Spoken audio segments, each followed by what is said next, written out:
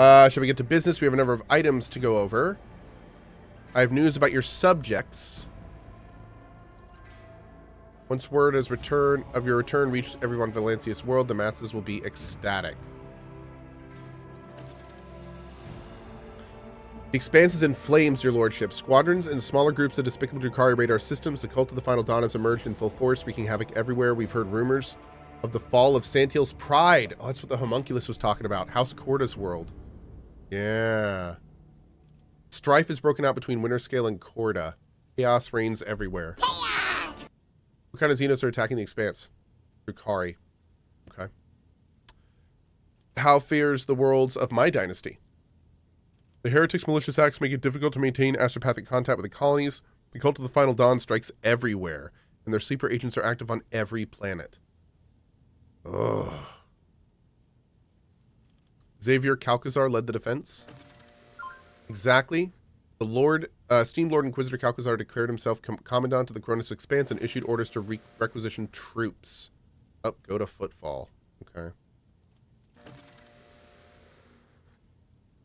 When heretics laid siege to Euphrates II, a hallowed forge of the Cognizance fleet, the Lord Inquisitor sent an enormous force. What's the problem between Incendia and Caligos?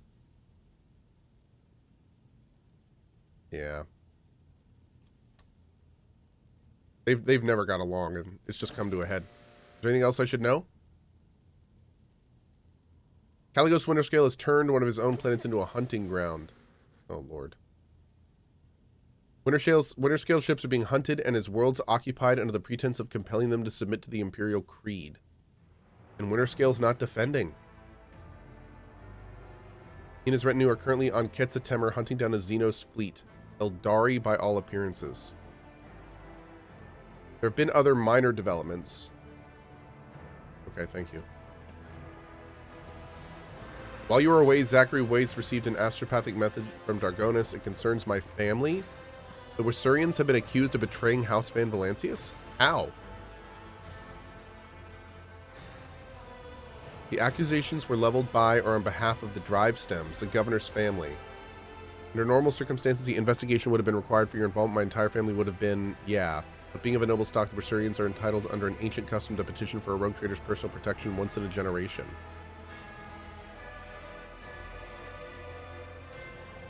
I will personally take part in the investigation. Damn, dude. Woo! All sorts of stuff happening. My God.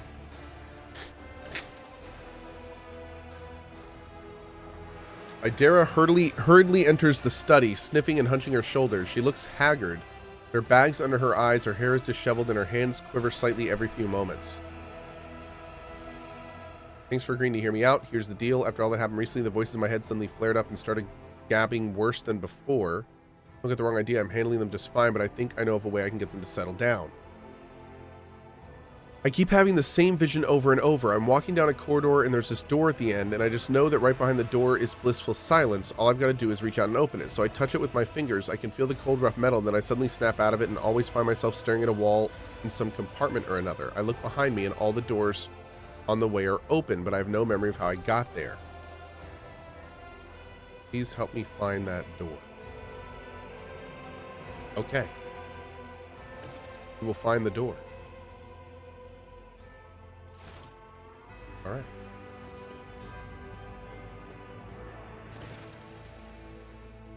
Are we going to talk to like every person now? The Exalted One, bless the House of Van Valancius for your largest of spirit, Shireen, and thank you for deigning to speak with me. Here's the thing, my network of trade reps has been stretched a little too thin, like a chiffon dress on a whore. Uh-oh. Supplies are all over the place, orders aren't being filled, clients are kicking off, and not without reason, and revenue's plummeting. If that wasn't bad enough, my guys running things from Footfall have been incommunicado recently. Oh. Somebody captured her gang. And they're trying to control her. And they want her Mercantum Tabula Official. Who sent the message? Nothing concrete. Okay. I'll help you. All right. Anyone else? Okay. Heinrix, spill the beans. I apologize for barging in unannounced. I've received news I must discuss with you. You may recall that I mentioned that Achilles Scalander was transferred into my remit by a colleague. The colleague in question has contacted me. She requires my immediate assistance. Who is it? We also know that Scalander was a traitor. Tell me more about this person. An acolyte who is assigned a different range of objectives in the Coronis Expanse. Throne, take me. I'm still trying to hide information from you, even when I'm asking for your help. She is a sage. A unique acolyte of the Inquisition can absorb huge amounts of knowledge and store it in her own memory more securely than any data crypt. Talking to her is a strange experience, but that is barely scratching the surface of who she is. Why is it a strange experience? Since birth, she's been different from other people. Specialists from the Inquisition enhance her natural gift of hypermnesia. For certain procedures can be done. She creates separate blocks of memory, which she can then lock under a code word or even overwrite with new information. Interesting. Okay. You said the forbidden and the illicit. What does that entail? She carries knowledge that is forbidden to common servants of the Imperium. She carries this knowledge within herself, and it cannot be entrusted to logs or cogitators. Whoa.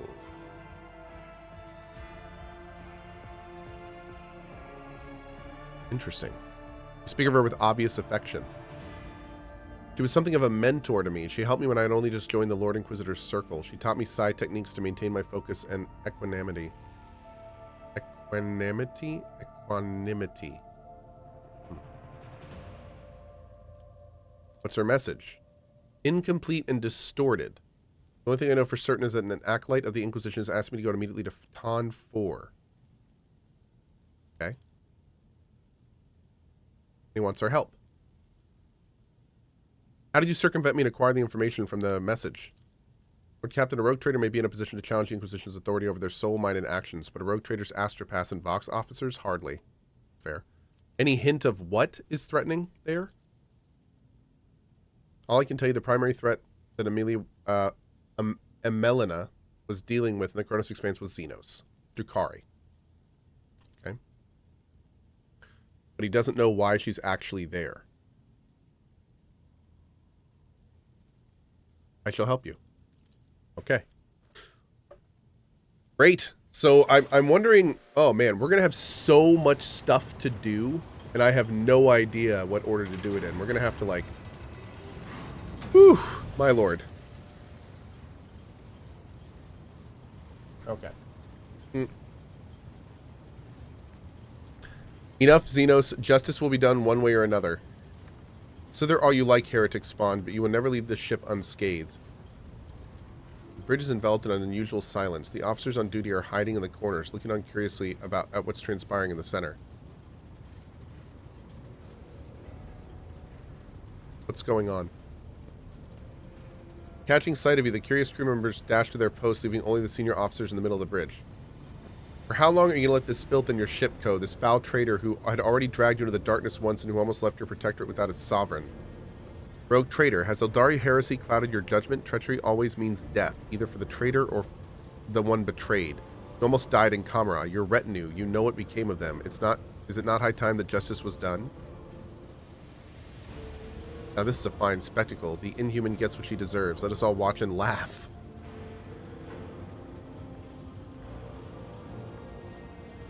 Anyone else want to share their thoughts? No, Lord Captain, I would support any order you give, but to keep the Xenos in the retinue, especially after everything that has transpired because of her, it would not be wise.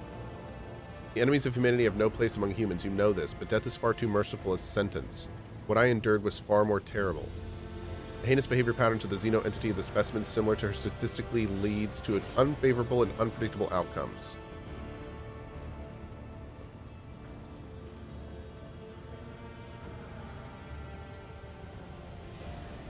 Give Earliette to Heinrix. Do me a favor, Heinrix. Execute Earliette. Would you be so kind, Sister Argenta?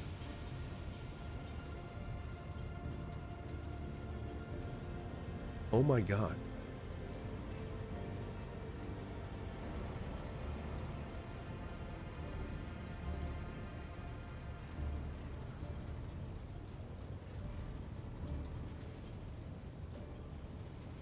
She needs to say, I'm sorry.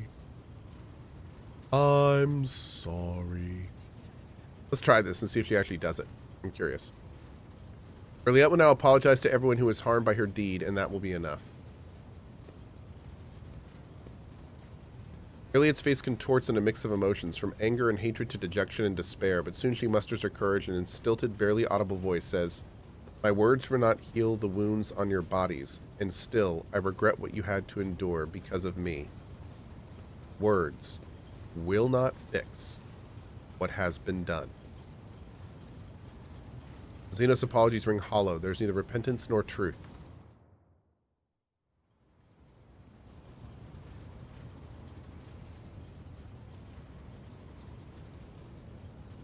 Are you all right?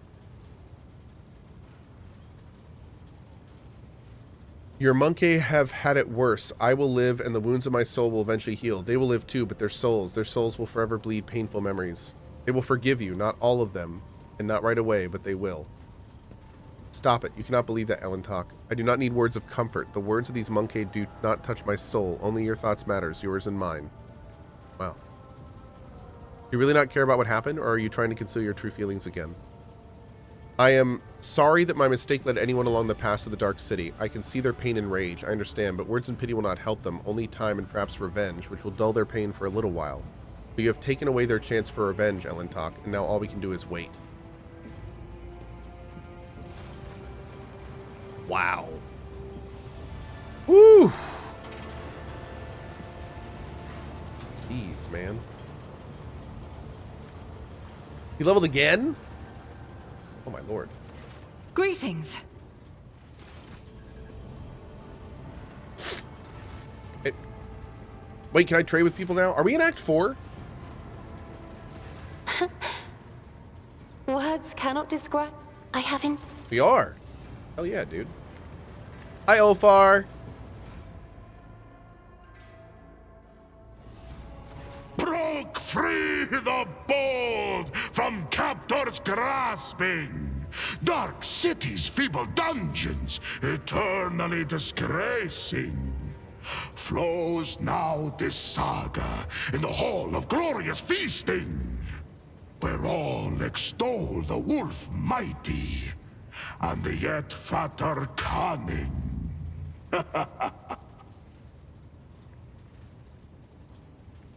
I love it. I hope you're not going to put off the feast. Our escape demands a grand celebration. What are you planning to do with your newly acquired freedom? Find my pack. As we speak, they are likely performing some bloody service for Calcazar. For that reason, I want to have a word with the Inquisitor. Will, thanks for picking up an item on the store. Why do you call me Atvitur? This is the name given on Fenris to a pack father, a commander or captain. An Edfater answers to a Jarl, the commander of a great company. Since you are the one who commands your crew, and I follow you at present, I am granting you the honored title of Edfater. Thank you for this honor. Be worthy of it, and see that you do not disgrace this glorious rank. Why do you devour your enemies? Why do you think? Because they're tasty! Oh.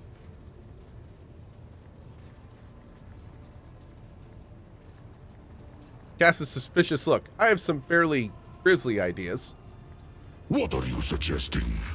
Do you think that being a prisoner has corrupted me and sown within me a foul yearning for flesh? Do not provoke the wolf. Do you know of the implant called the Omophagia? It is one of the blessings the Allfather granted to his Astartes. Nerve nodes that connect the stomach walls and the spinal cord allow me to absorb information from the genetic code of the flesh I consume. I have slain many Xenos and feasted on their flesh. My captors have watched me do it and taken glee in it. while I have been gathering information and planning my escape. It's kind of awesome. Tell me about your brothers. Not everyone is granted the right to ask such questions. But you, I shall allow it. What do you want to know about the Astartes from the glorious Fenris? Who are the Space Wolves? Vilka Fenrica. That is our name in the old tongue of our world. We are the fiercest of the All-Father's warriors. His executioners. His retribution. Our fearless Wolf King is Leman Russ, son of the All-Father. Our world is Fenris, and our home the Fang, which rises from the world's spine into orbit. We are the thunder in the bloody storm of battle that calls to us. That is who we are. Glory to the Wolves of Fenris. Smiling in satisfaction, the wolf graces you with a magnanimous nod. But there is more to our spirit than grim destruction alone. In the Hall of Heroes, we hold feasts the likes of which you will see nowhere else. To thundering laughter, we raise our horns, tell our sagas, and honor our glorious fallen. So they're Vikings. These guys are essentially like straight up Vikings, which I'm totally fine for. I mean, that's great. Though the body of an Astartes is built to be immune to the effects of drink, we invented a way around this taboo. The mead we brew can overcome even our blood. It makes us drunk, and makes our feasts jovial occasions. Mead. You can brew it nowhere else but on good old Fenris. No other world is home to such poisonous plants. What is Fenris like? Fenris is home. A harsh land of harsh winters and harsh people. When comes the Hellwinter, a fearsome season of frosts, the merciless world sea freezes, and great white bears, snow wyrms, and ice trolls go on the hunt.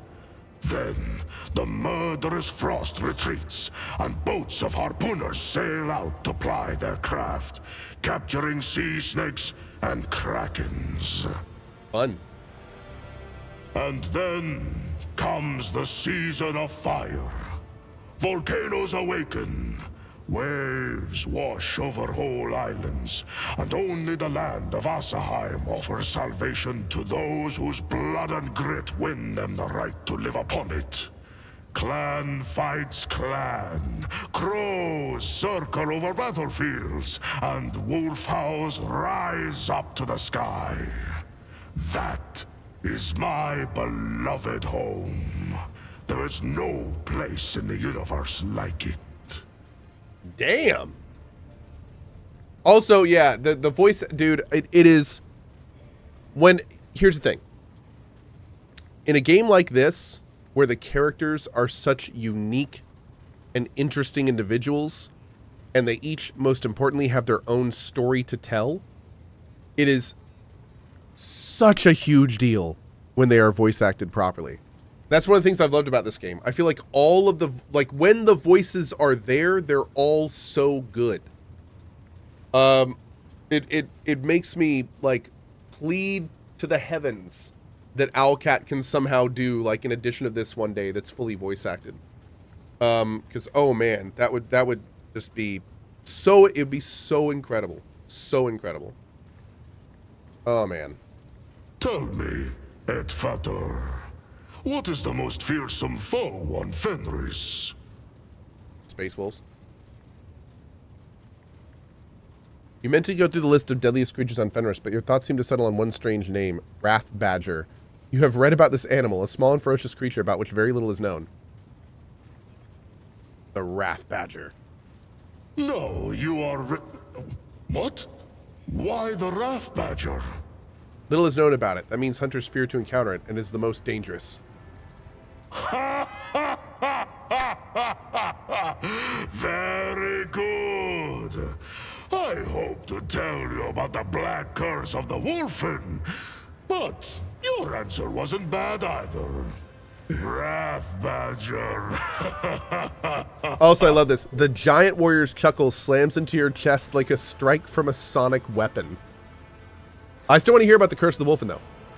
The curse of the Wolfen is the most fearsome and most terrible foe on Fenris. In the heart of every brother, there lives a dark beast, bloody and forever ravenous.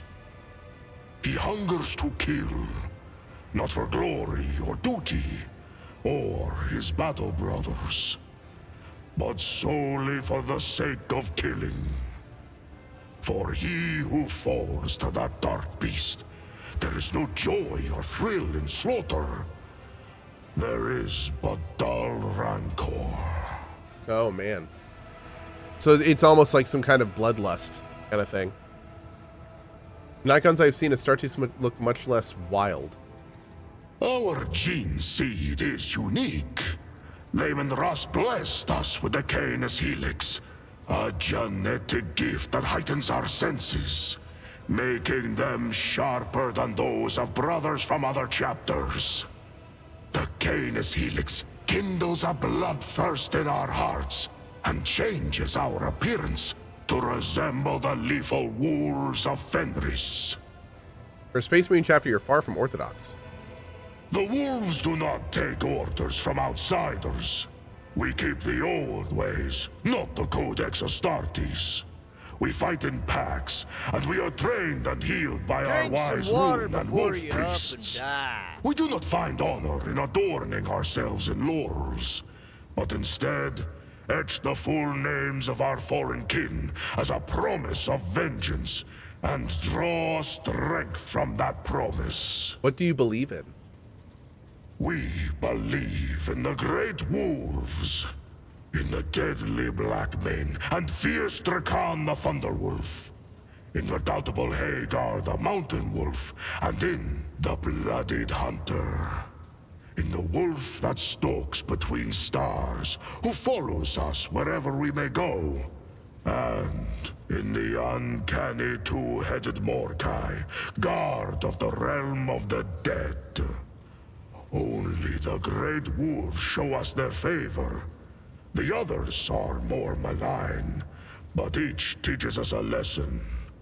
For that, we praise and honor them. Who voiced this guy? This guy was voiced by... Oh my lord, dude, there's a lot of big names in this game I didn't realize.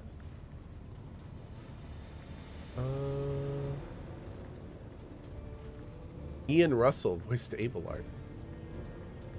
Oliver Smith. Oliver Smith is the voice of Ulfar. He's also in Sailblazers, which we did a sponsor stream with Dan's Gaming about. I think that's about it. I'm trying to see if he's from anything else that we know. He's in Choo Choo Charles. That's wild.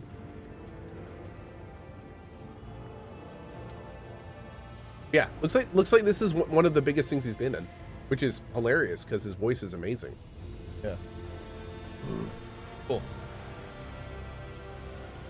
Does that mean you do not believe in the immortal emperor of humanity as a god? The All-Father is not a god. He is the best of all humans, our perfect forebear. Isn't that heresy? His blood flowed through the veins of Lehman Ross, and Ross's blood flows in me. Does that make me a god? My respect for him has no end, and I am ready to die for him. But what place does faith have here? Is the All-Father like the massive iron wolf, whose every tuft of fur forms a mountain on the surface of Fenris? Or is he as enormous as the sun wolf, which rises to hunt every morning and fills our world with light? The All-Father is not a god, but the highest of humanity.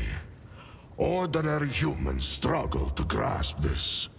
But we, his warriors and offspring, remember the truth. I'm with you. It makes his deeds all the more glorious. Battling gods is child's play when you yourself are a god. But if you are a man... Now, Interesting. that is the stuff that sagas are made of. One second.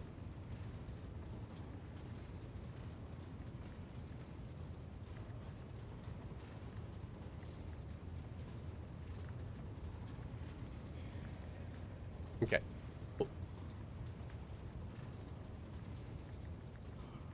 What else do your wise priests do? Lacan the Ruined Wolf once shared the mysteries of the healing potions and the secrets of magic sagas.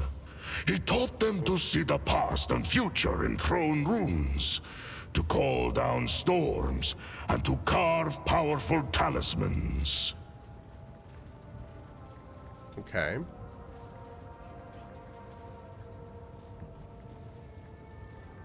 Oh. You sense not the slightest power emanating from the charms Ulfar's. Wow, that was a -5% chance to succeed. Okay, okay.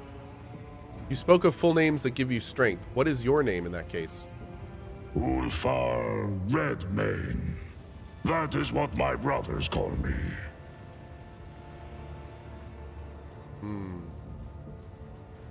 Another 0%. Wow. Do you? And there I was, about to round off my story with a short 400-verse saga about the gifts of Lacan the Ruined Wolf. My curiosity has been satisfied. Should what I told you reach other ears, I shall take your tongue. Okay, how'd you end up here? What do you want to know? What brought the Space Wolves to the Expanse? Or how I ended up in the non-human's Dark City? Why did you come here? An Inquisitor by the name of Calcazar put out a call for aid. My Wolf Lord did not refuse him, and had 2 packs deployed to the Expanse. We never trusted this ally, but a blood debt for a service rendered in the past forced our hand. Ah! They're all so low. What debt did you owe the Inquisitor? He saved our brother who had lost the pack and was unable to look after himself or the chapter's honor. Calcazar returned our brother to Fenris and kept secret the misfortune that had befallen him. Oh, did he get... Was that the curse? The Jarl knew that the Inquisitor's actions were driven by opportunism and the desire to have us mighty warriors in his debt. But honor forced him to be hospitable to the stranger and swear an oath of friendship. Why did they not trust him before that? The Inquisition. Pah! Rats scurrying around the All-Father's house and ruling it in the Master's absence. Oh. Cowards they are. The last into battle, but the first on any war council. We saw what they were worth in the months of shame.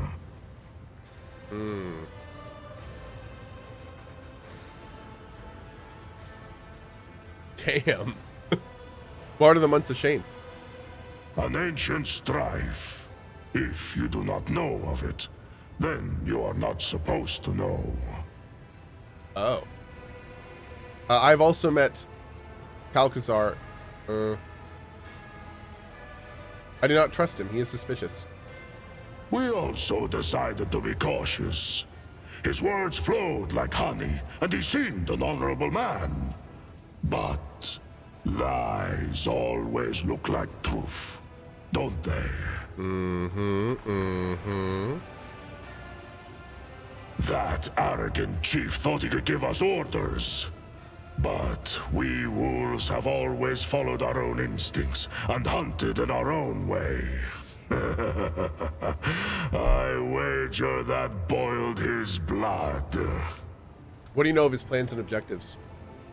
In warm furs, the old man does shroud his body. In cloaks of secrets woven, shrouds the sly man his plans. To know his dire purpose, swallow not the words of poison, but his gristle.